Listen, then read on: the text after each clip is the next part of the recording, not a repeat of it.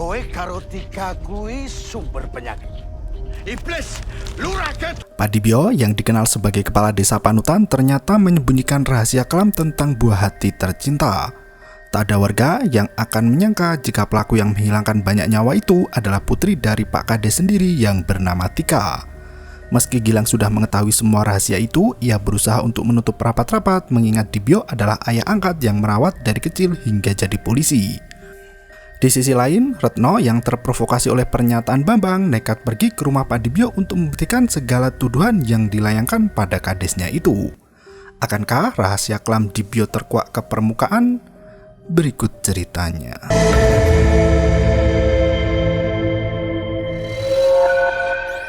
Adegan kembali ke masa lalu di mana Bambang menitipkan satu kresek berisi uang suapan pada Rahmat untuk melancarkan kepentingan para preman di proyek revitalisasi pasar. Bambang berpesan agar uang itu diberikan pada Pak Dibyo secara diam-diam dan jangan sampai ada orang yang melihatnya. Rahmat sendiri sebenarnya sudah menolak karena takut dimarahi Pak Dibyo. Bambang memaksa dengan ancaman halus hingga Rahmat tak bisa mengelak lagi. Bisa niki wae aku jaluk tulung. Pria itu melenggang menggunakan sepeda motor dan film pun dimulai. Di episode sebelumnya, Bambang berhasil menghasut warga untuk berkumpul di pos ronda agar bisa menggerebek rumah Dibyo secara bersama-sama. Meski sudah diajak, Retno lebih memilih untuk bergerak sendiri berharap bisa menyelamatkan Tika yang sedang sakit. Ia tak tahu jika anak Pak Dibyo itu selama ini bukan sakit melainkan berubah jadi monster pemakan manusia. Dengan berani, Retno menyusup melalui pintu samping yang terbuka. Dari belakang, Pak Dibyo memergoki gadis itu dan memukul tengkuk leher Retno sampai pingsan.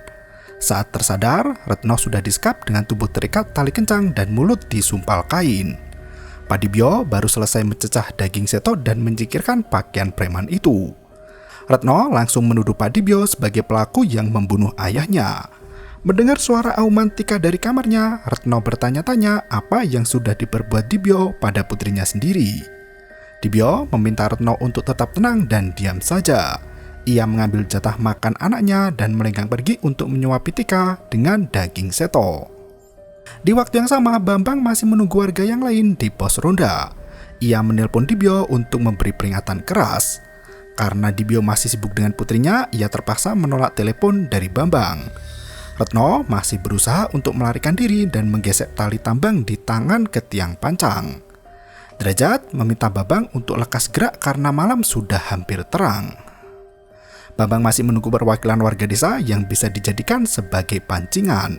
Gilang yang ketiduran saat berjaga di kantor polisi pun akhirnya bangun juga.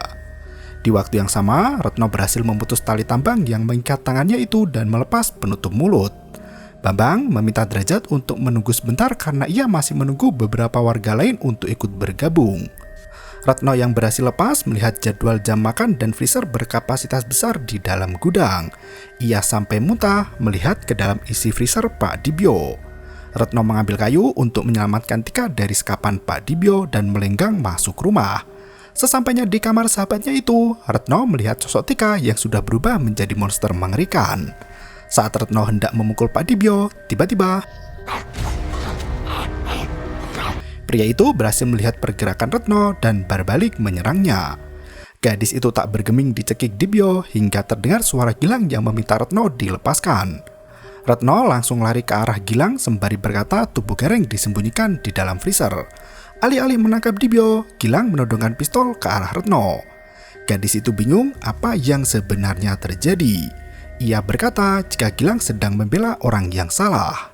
Retno berusaha mengecoh Gilang dan merebut pistolnya untuk dibawa lari. Gadis itu masuk ke dalam hutan di mana Gilang terus mengejarnya. Saat pria itu kehilangan jejak, Retno muncul dari belakang dengan membawa kayu panjang. Gadis itu memukul tengkuk leher Gilang sampai pingsan dan berlari kencang menyelamatkan diri. Di waktu yang sama, Bambang masih berusaha meyakinkan warga bahwasanya Dibyo bukan orang baik.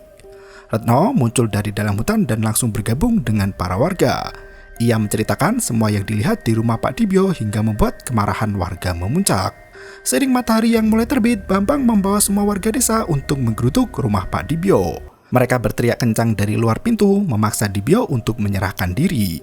Dengan tenang dan penuh sandiwara, Pak Dibyo menyambut warga yang datang hingga menyadari ada Bambang di antara mereka. Ia langsung yakin provokator yang bisa mengumpulkan warga sebanyak itu tak lain adalah Bambang, rival calon lurah dalam pemilihan tahun lalu. Bersama para preman, Bambang mengungkapkan jika Seto diserang pria misterius mirip Dibyo. Ia juga berkata jika Retno berhasil kabur dari sekapan dan mengutarakan semua hal yang ditemukan di rumah Dibyo. Pak Kades tak bisa lagi mengelak apalagi melihat Retno yang menatapnya tajam. Bambang langsung memberi aba-aba di mana warga langsung menggerebek rumah Dibyo. Tak hanya dari depan, warga yang datang menyusup melalui pintu samping dan belakang. Sementara itu, Pak Dibyo dicegat oleh 2 orang agar tidak menghalangi warga. Saat masuk ke kamar Tika, semua warga yang melihat kondisi gadis itu langsung bergidik ketakutan. Bau busuk langsung menyeruak di mana Bambang menuduh Dibyo melakukan hal jahat hingga putrinya berubah jadi monster. Retno membawa beberapa orang untuk melihat isi freezer di dalam gudang Pak Dibyo. Mereka juga menggali gundukan tanah di gudang yang digunakan untuk menimbun jasad para warga meninggal. Setelah menggali cukup dalam, akhirnya Retno berhasil menemukan jasad ayahnya sudah membusuk di sana. Retno langsung murka dan mengambil celurit untuk membunuh Pak Dibyo. Warga yang menyaksikan sampai menghalangi Retno agar tetap tenang. Satu persatu jasad warga yang membusuk dikeluarkan dari liang lahat. Bambang sampai menutup hidung saat memeriksa jasad Rahmat dan Paijo di sana. Sutik melihat ponsel terjatuh dari jenazah Pak Rahmat sementara Pak Bambang tak menyadarinya. Bambang masih sibuk dengan kepentingan sendiri untuk menjatuhkan Dibyo. Ia mengambil berbagai barang berharga termasuk uang simpanan di rumah Pak Kades itu. Warga yang lain berusaha mengevakuasi Tika dengan menggunakan tongkat panjang. Retno terduduk lemas di hadapan Pak Dibyo dengan isi kepala penuh tanya. Dibyo menerangkan jika semua yang terjadi berada di luar kendalinya sendiri. Saat ia pulang kerja, Pak Rahmat ditemukan sudah tak bernyawa di dalam kamar Tika. Ia juga menemukan uang lembaran yang sangat banyak berserakan di lantai bersimbah darah. Dibyo sama sekali tak peduli dengan uang itu karena yang ia pedulikan hanya tentang Tika. Sejak mengetahui Tika makan orang, Pak Dibyo berusaha mencarikan daging terbaik yang bisa menggantikan daging manusia. Nasnya, Tika hanya mau menelan daging dan meminum darah manusia. Retno melenggang pergi menyaksikan sosok Tika yang dikurung dalam kerangkeng besi bekas jebakan hewan buas. Ia menghampiri sahabat baiknya sendiri yang sudah berubah jadi monster bengis. Retno teringat kenangan masa SMA di mana ia dan Tika masih sering bermain bersama. Retno berkata setelah lulus nanti ia akan tetap tinggal di desa untuk membantu sang ayah mengurus koperasi. Tika berkata akan lebih baik jika Retno mau mencoba pengalaman baru di luar desa kelahirannya itu. Sebagai anak tunggal, Retno harus menjaga kedua orang tuanya yang sudah semakin tua. Ia juga ingin menghidupkan suasana desa dan membantu warga mengelola sawah secara organik. Tika memuji cita-cita mulia sahabatnya itu, tak seperti dirinya yang masih belum tahu akan dibawa kemana masa depannya nanti. Tika sendiri mengaku hendak mencoba ikut ujian masuk universitas di luar kota akhir bulan nanti. Retno bertanya apakah Tika mau kembali ke desa lagi? Tika langsung menolak dan berkata tidak akan pernah tinggal di desa kelahirannya lagi. Lamunan Retno buyar saat tangan Tika berusaha meraih wajahnya. Ia menangis di hadapan monster bengis itu dan bertanya mengapa Tika berbohong tentang Pak Rahmat. Tika bahkan berani menemui Bu Rahmat yang jatuh sakit setelah ditinggal suaminya. Retno terkesiap melihat warga yang berbondong mengumpulkan kayu kering. Mereka menyusun kayu itu mengelilingi tiang lengkap dengan bensin untuk menyalakan api. Sutik memberikan ponsel Pak Rahmat pada Retno di mana ponsel tersebut sudah dicas sampai penuh. Retno membuka pesan dari Bambang yang terakhir masuk ke ponsel ayahnya. Pria itu menegaskan uang suap darinya harus segera diberikan pada Pak Dibyo. Bambang berjanji akan memberikan upah jika Rahmat berhasil melancarkan siasatnya. Rahmat menegaskan jika dirinya hanya akan mengantar uang itu tanpa mau menerima imbalan sepeser pun. Bambang menemui Dibyo yang reputasinya sudah jatuh tak berdaya. Dibyo mencoba bernegosiasi agar ia bisa pergi dari desa bersama putri tercinta. Bambang menegaskan jika permasalahan mereka bukan tentang Rahmat melainkan keselamatan seluruh warga desa. Mendengar Bambang menghina Dibyo, Retno yang tahu kebenaran langsung menghentikan pembicaraan itu dan menunjukkan pesan Bambang untuk ayahnya. Gara-gara berebut jabatan, nyawa orang tak bersalah harus dikorbankan. Warga menghampiri Bambang dan berkata jika kayu untuk membakar Tika sudah siap. Bambang langsung pergi sementara Dibyo berteriak kencang agar anaknya tidak disakiti. Di hadapan Retno, Dibyo mengaku tulus membantu warga desa dan mengabdikan diri sebagai kades. Ia juga menganggap Retno sebagai anak sendiri mengingat hubungan dengan Tika tak pernah akur setelah istrinya meninggal. Dibyo mengaku bersalah karena tidak bisa memperbaiki hubungan dengan anak kandungnya sendiri. Pria itu memohon pada Retno untuk membunuhnya tepat setelah Tika mati. Ia tak punya alasan hidup lagi tanpa ada anak di sisinya. Retno justru melepas ikatan di tangan Pak Dibyo. Bambang mengkoordinasi warga untuk mengikat Tika tepat di atas tumpukan kayu agar api bisa segera dinyalakan. Dibyo berterima kasih pada Retno dan meminta maaf atas kesalahan Tika yang membunuh ayah Retno tanpa sengaja. Retno memberi kesempatan pada Pak Dibyo untuk menyelamatkan Tika dan pergi jauh meninggalkan desa. Bambang menyalakan obor bersama para warga lainnya sembari berkata jika iblis harus dibakar oleh api neraka. Arul berteriak histeris jika Pak Dibyo melepaskan diri dari ikatan. Pak Dibyo sudah melepaskan Tika dari kurungan hendak membawa putrinya pergi dari desa. Warga yang melihat keganasan Tika pun ketakutan dan menjauhi mereka berdua.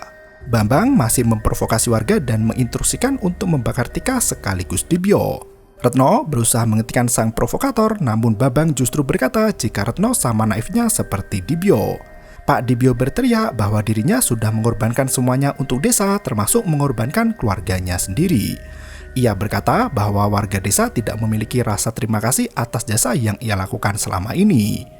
Dibyo terpaksa melepaskan ikatan di leher anaknya untuk mengakhiri keserakahan warga desa yang hanya mementingkan urusan mereka sendiri. Tika berlari kencang dan menyerang satu warga sampai mati. Baru terbunuh satu, warga lainnya langsung lari ketakutan. Bambang ikut lari terkencing-kencing, namun Tika berhasil mencengkram bos preman jahanam itu. Meski tubuh Tika dipukul kencang hingga kayu patah, monster itu tetap berdiri tegak dengan kekuatan yang sangat besar. Retno memendam rasa takut yang menderu di hatinya. Apalagi Tika berlari kencang menuju ke arahnya dan Dibyo mengikat leher Tika dan menyeretnya masuk ke dalam mobil. Dalam keadaan terdesak, Dibyo selalu melihat sosok istri tercinta yang meyakinkan semua masalah tetap ada jalan keluarnya. Dibyo mengikat Tika ke dalam mobil yang sudah dimodifikasi dan melenggang pergi sejauh mungkin.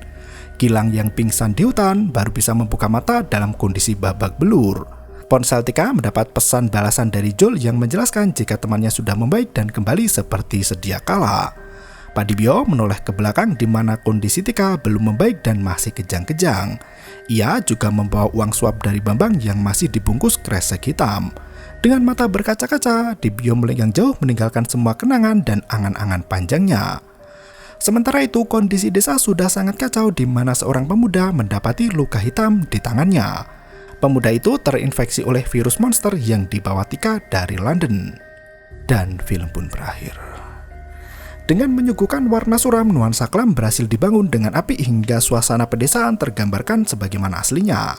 Nilai sosial budaya yang terpatri dari cara interaksi antara pemain film ini sangat mewakili Indonesia banget dan patut diacungi jempol. Nafsu jahat dan serakah adalah bagian terhoror di mana orang yang tulus dijadikan umpan dan tunggangan. Orang yang jahat akan mempermainkan emosi ketulusan dari manusia baik hati. Pelajaran penting yang wajib diambil dalam film ini agar tidak mudah terprovokasi dan terombang-ambing oleh berita tak jelas. Pastikan untuk melakukan cek dan recheck sebelum mempercayai kabar yang beredar di masyarakat luas. Jika memang kabar itu bukan berasal dari sumber pertama, maka perlu dipertanyakan lagi kebenarannya. Di era digitalisasi yang masif ini, lebih baik untuk tidak mudah percaya pada kabar buruk dan lebih aktif mencari informasi dari berbagai sudut pandang yang berbeda. Terima kasih dan sampai jumpa.